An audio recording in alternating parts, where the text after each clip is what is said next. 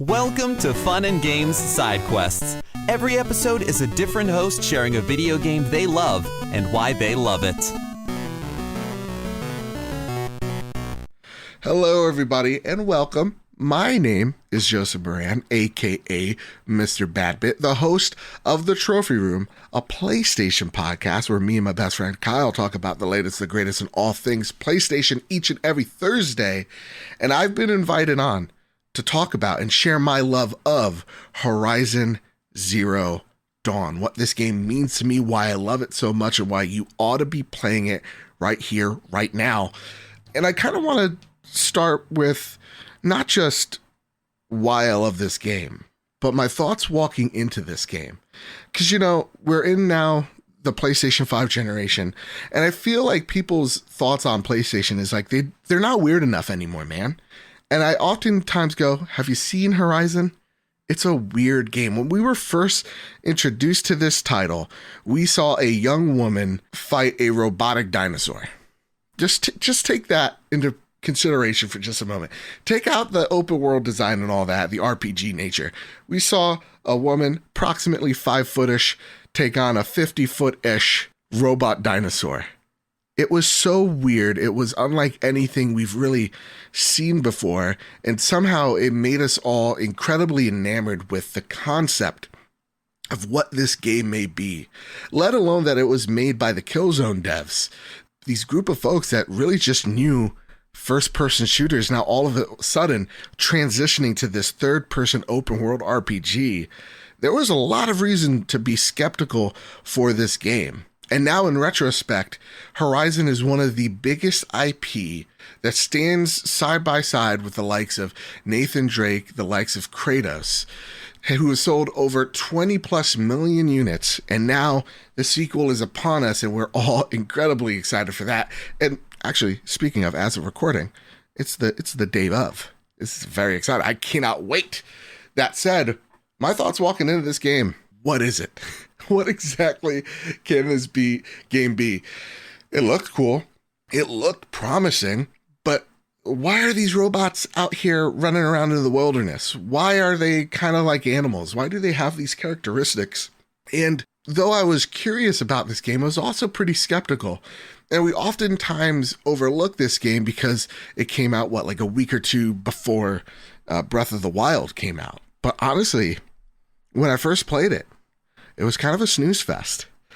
And that's oftentimes like the criticism that we have for this game, is that the pacing is not the best, especially in the first hour and 30 minutes, where we get to the beginning of the game where we're just a child and we're kind of just running through. Also, very light spoilers. Like, that's the most spoiler you're going to get out of me. But, you know, when you're running around without your weapons and you're kind of learning the mechanics, we could have had a better way of teaching us those things, but it's important for the narrative beat of her finding the focus, the thing that's in her ear, this piece of technology that is seemingly so out of place, where this world is now just back to bows, arrows, staffs, you know, clans, all that sort of stuff. And I kind of turned it off because I went to Breath of the Wild, and I remember E3 happened. I got hyped for it. I think that was the Year of Dreams. No, it's 2017. Maybe we saw Spider-Man. Nonetheless, I was like, I need to go. I now need to really give this game all of my attention. And I beat that 100%ed, platted in less than 2 weeks. That's how addicted I was to this game. It quickly became not just my game of the year in 2017, but just one of my favorite games ever, with one of my favorite protagonists just ever. And think about this too, as crazy as it sounds, and through my perspective as well. We see like people like Lara Croft, but there aren't too many female leads. And I think this is one of the start of PlayStation really literally diversing their portfolio of games and who leads them. Like, just to take note that there is, you know, a woman, again, who is one of the heads of PlayStation. And now in a 5-year span, we have now, people of color on there. We have LGBTQ representation as well. It's just so awesome to see. And of course, so much more to go from, but that's a side tangent. I really, really love this game. And so I want to just first and foremost talk about the world design. Because, again, light spoiler, I guess, but it's literally in all the trailers and promotional material, so you can yell at me later. But this is technically a post-apocalyptic game. This is set in the world where there was a cataclysmic event that happened. And these robotic creatures, the world around you, are the result of that.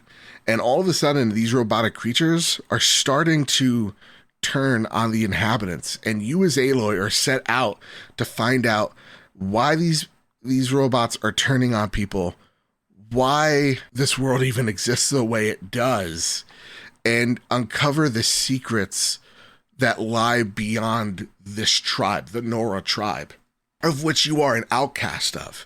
And it's just so unique, as Aloy is incredibly capable. She's incredibly charming. She is incredibly, I guess we can always see a little piece of ourselves in her, right?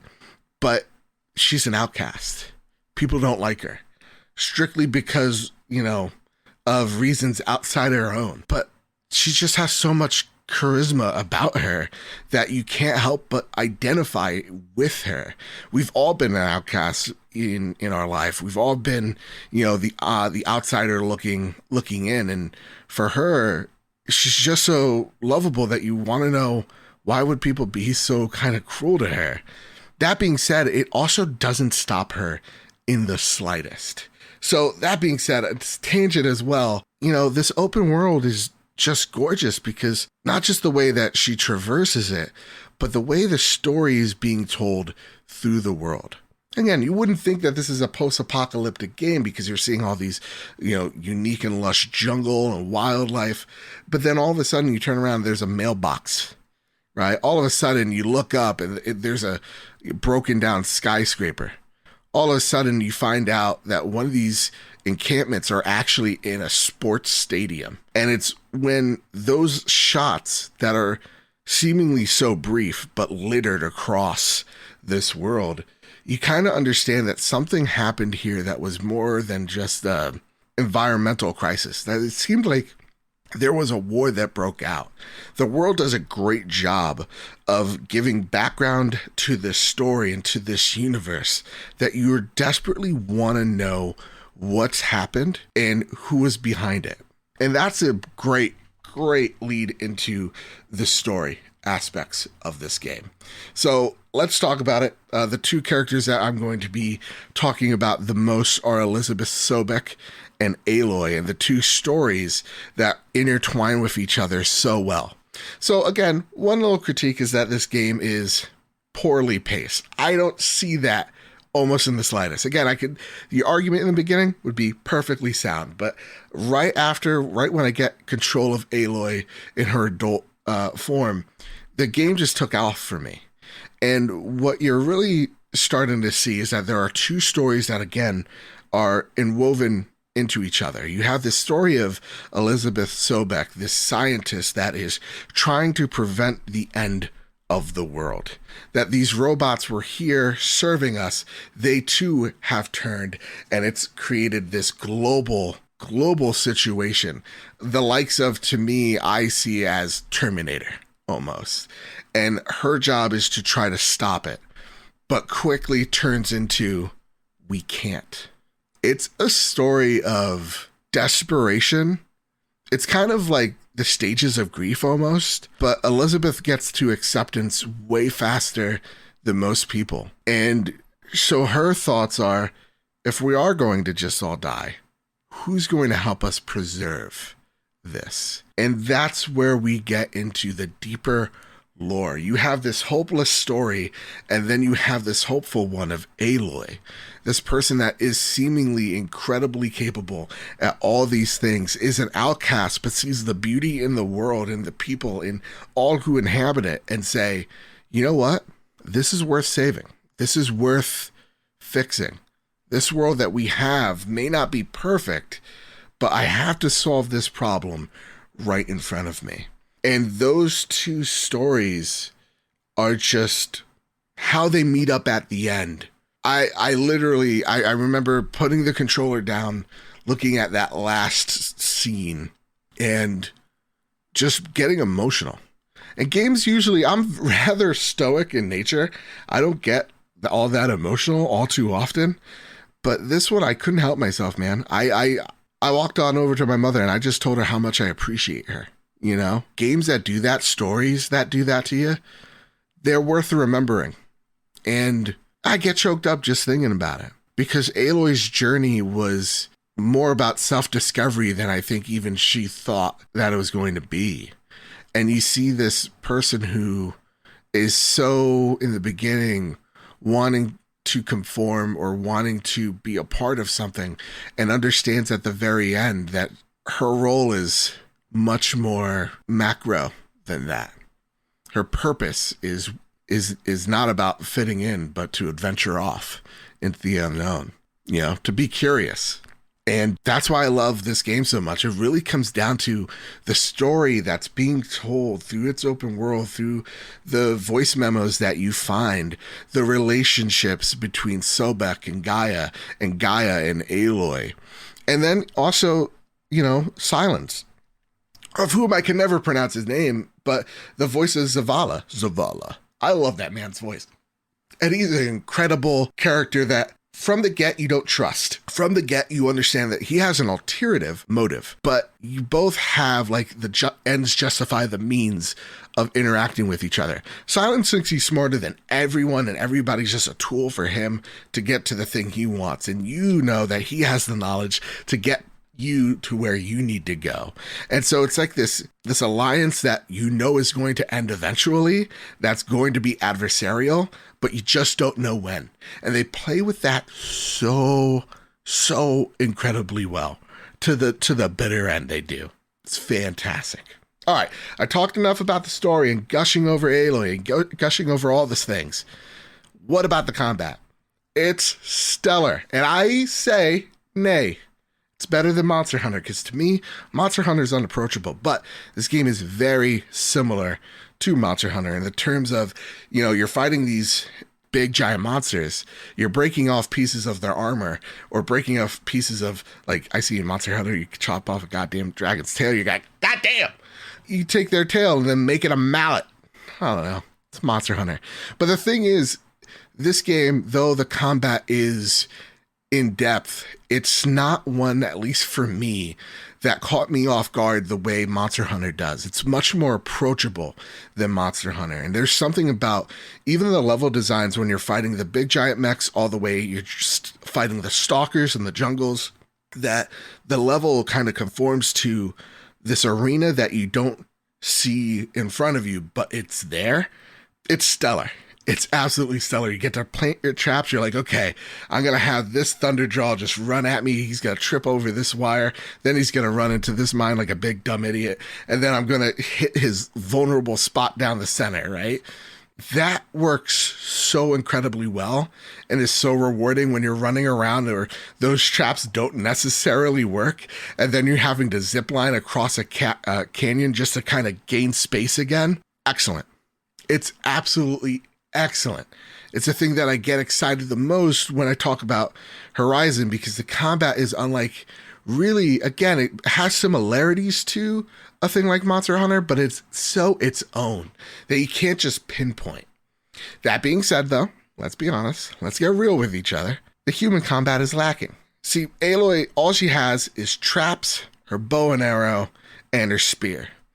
And though that works all pretty darn well in terms of fighting the robots, when it comes to the human characters, you can just shoot them in the head and kind of be done with it. That's why I'm really excited for the sequel, where it seems like there's a much more in-depth nature to melee combat that just seemed kind of button mashy in one than it is in two, and where you're fighting, you know, human enemies and they got armor that you also still have to ship away from them is incredibly exciting. All right, let's talk about visuals. Let's talk about side quests. because I feel like these kind of go hand in hand, as they're usually the thing that points out why this game's flawed. Yeah, let's be real. Side quests, kind of forgettable. I honestly can't really remember one that comes to mind. They're all kind of fetch questy. And when it comes to the animation side, if the person is an Aloy, genuinely, or like a main character, yeah, their facial... Still not sure about that. Oh my god, my iPad also came alive. That's alarming. Uh-oh, it's still... Alarm for when? Oh, no. Siri, knock it off.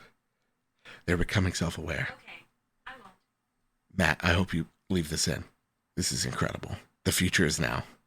This is Skynet happening. Anyway, nonetheless, that's over and done with. The iPad was across the room, and I was just like looking at it like, uh-oh. It's going to sprout arms. All right, so the facial animations in this game, not the best. Kind of robotic, kind of just not there, lifeless. But I think, to me, when it comes to the visuals of this game, it's the draw distance. This game is still beautiful. Like, gorgeous. When you're taking a look at the horizon in front of you, literally, unlike anything I've seen in the game, I think it's aged tremendously well.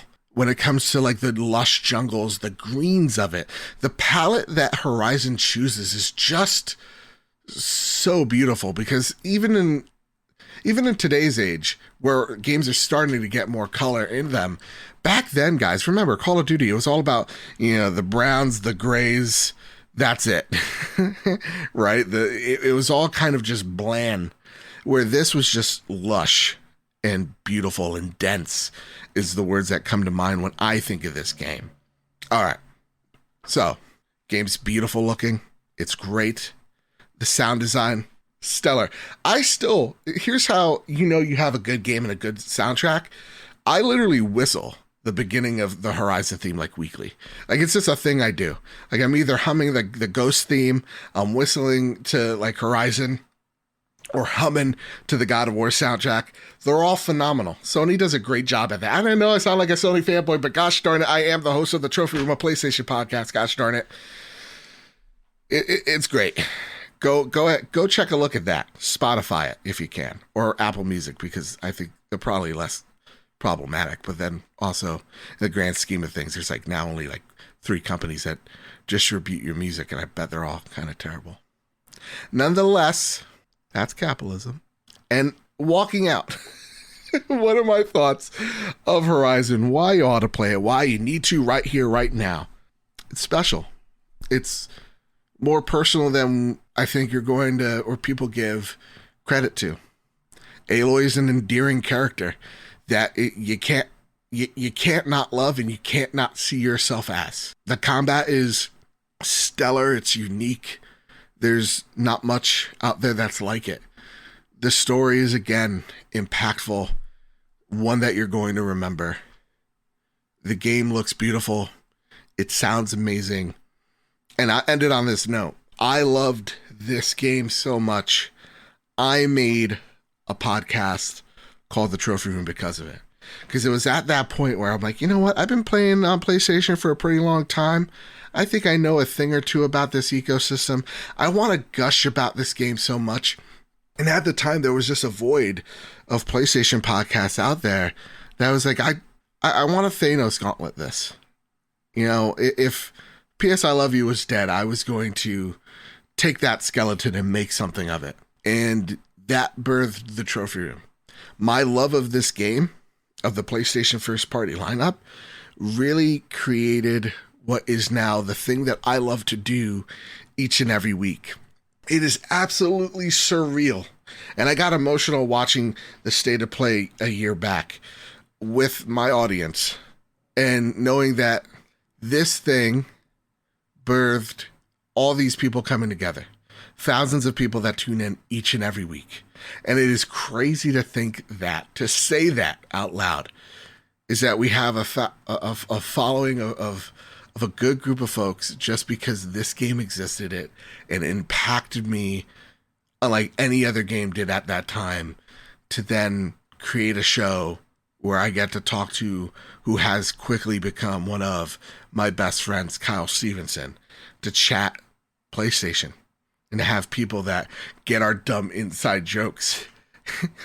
That understand it's been 2,513 days as of recording that Bloodborne has come out. And yes, if I was able to, I'd also be talking about Bloodborne right now. It's a game of the generation.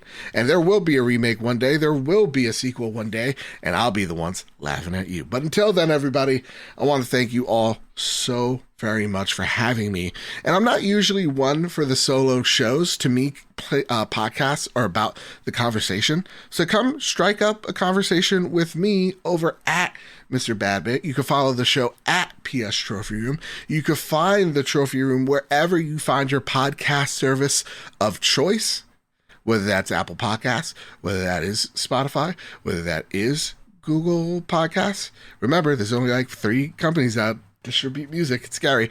Or over on YouTube, which that's never been problematic, right? Wrong. Over at the Trophy Room Show. I want to thank Matt for inviting me on here. Incredibly nice and incredibly forgiving as well. Thank you so much for having me, man. And with all that said, and with all that out of the way, everybody, keep your wits about you, keep hunting, and happy gaming.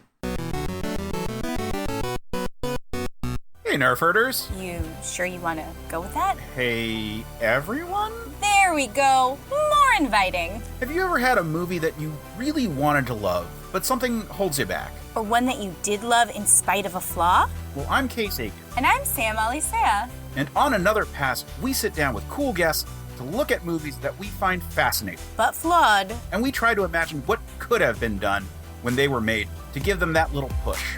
We're not experts. We just believe in criticism. Constructive criticism. Sure. So come take another pass at some movies with us. And every now and then, we can celebrate movies that did it on their own, too. You can find us at certainpov.com or wherever you get your podcasts. Pass it on. CPOV. certainpov.com.